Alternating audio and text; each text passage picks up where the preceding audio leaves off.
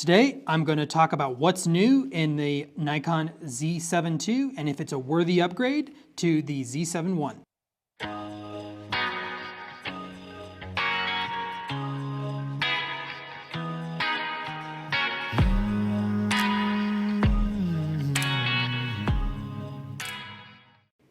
Hello everybody, welcome to the Summit Bid Gallery. Today I'm going to talk about the Z7 II versus its predecessor, the Z7 I, and what's new and if it's worth either upgrading or having this be your first Nikon Z7 camera. So the first big thing that is new is that it has dual X-Speed 6 processors. So they effectively doubled the processing power. And where you're gonna feel this is, well, one of the main things is you're gonna feel is that the camera is just a little bit more responsive. Things like moving the focus point across the screen with the joystick is just a little bit snappier, and the menus are a little snappier, and just everything, the user experience is just a little bit better. So very happy with that. That's awesome. It also, the autofocus is a little better. The eye autofocus, the tracking and everything is a little bit better.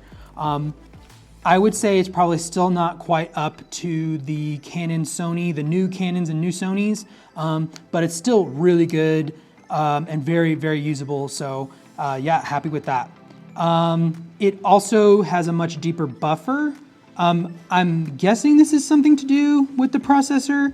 It's hard to totally know if it's all connected to that or how that all works in the camera. Maybe if you kind of know, you could leave a comment and share that. But it has a much deeper buffer, which is great. Again, that's not something that I use all the time as a landscape photographer, but it's very nice to know that it's in the camera. All right, the next major thing is that the camera now has dual card slots.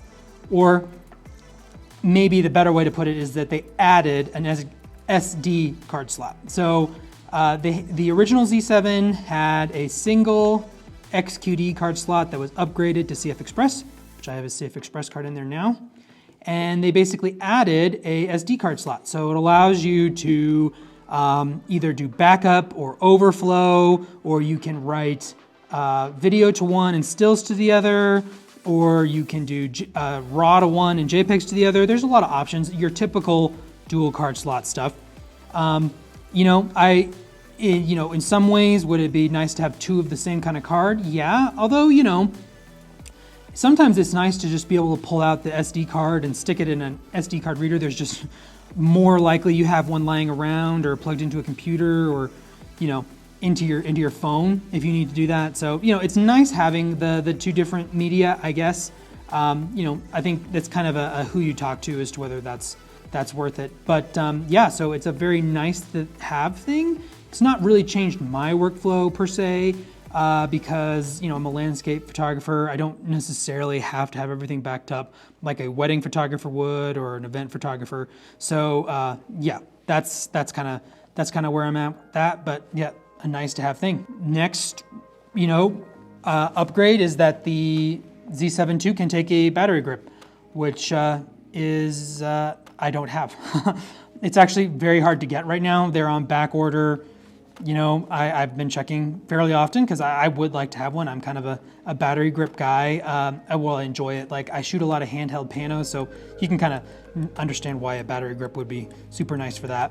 But it's not available, so I don't really know when I'll be able to get my hands on one and let you know if it's worth it. But yeah, it's nice that it's an option now, and I will be able to at some point put one on there. So yeah, that's great. The biggest video upgrade is that it can now shoot 4K 60, which is great.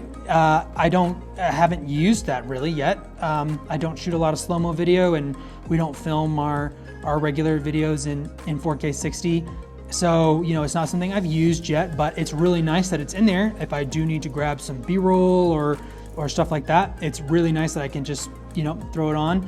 It's something that we wanted for years is 4K 60. And it almost feels like it really skipped becoming a standard feature in cameras to 4K 120 now, being in the R5 and the the A7S III and the A1. So, you know, it's maybe it's a little, is it too little, too late? Maybe, I don't know, but it's nice to have for sure. And there's one more not little thing, is that now you can power the camera with the USB-C port while you're using it. So you can like have the camera on and plug it in and it will continuously power the camera. And basically if you plug it into the wall, you have unlimited battery life. And then you can also plug into an external battery in the field and, you know, add, you know, so many hours of battery usage.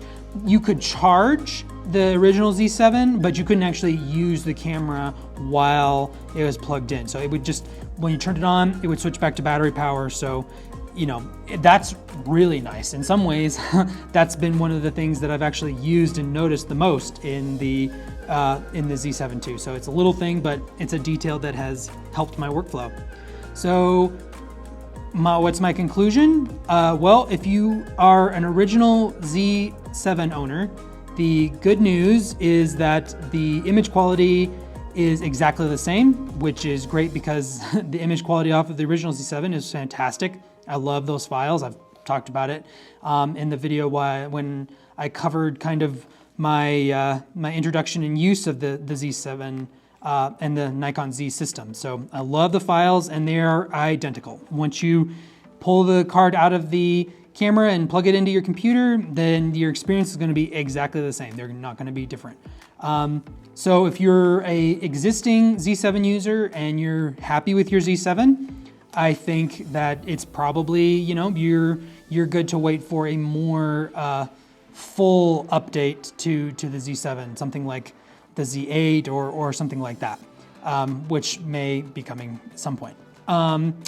If you are looking for your first Z7 camera, I think it's kind of a no-brainer to get this one. It's just a little bit more complete.